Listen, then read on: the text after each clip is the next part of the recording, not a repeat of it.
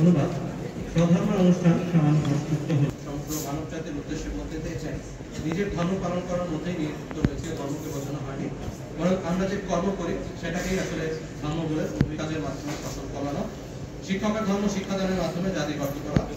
তবে এই কর্মগুলো হতে হবে মানুষের যোগ্যতা ও দক্ষতা বিবেচনার বাইরে গিয়ে অন্যের জন্য নির্ধারিত কর্ম করতে যায়, তখনই আসলে সমাজে বিশৃঙ্খলা দেখা যায়, খাদ্যের অভাব দেখা যায়।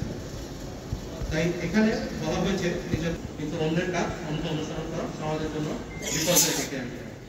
পাঠ্যবৎস সুধীর বক্তা উত্তম গীতা অমৃতময়।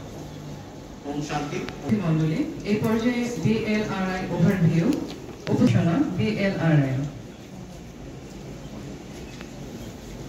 দুঃখিত, এই পর্যায়ে স্বাগত বক্তব্য রাখার জন্য অনুরোধ জানাচ্ছি। প্রাণী সম্পদ গবেষণা ইনস্টিটিউট কর্তৃক 2 দিন ব্যাপী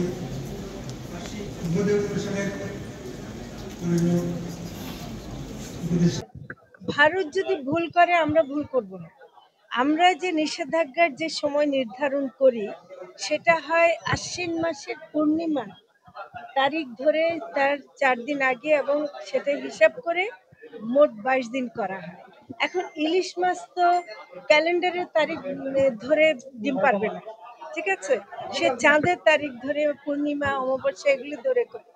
এখন ভারত তারা টেকনিক্যালি যদি করে থাকে, আমরা সেটা তাদের বিষয়টা আমি মন্তব্য করতে চাই না, কিন্তু আমাদেরটা গবেষকরা বিএফআরআই, এমনকি আমরা যে মিটিংয়ে এই সিদ্ধান্তটা নিচ্ছিলাম সেখানে জেলে প্রতিনিধিরাও ছিলেন, এবং তারা যেহেতু সাগরে থাকেন, নদীতে থাকেন, তারা জানেন যে কোন সময় ইয়ে হয়।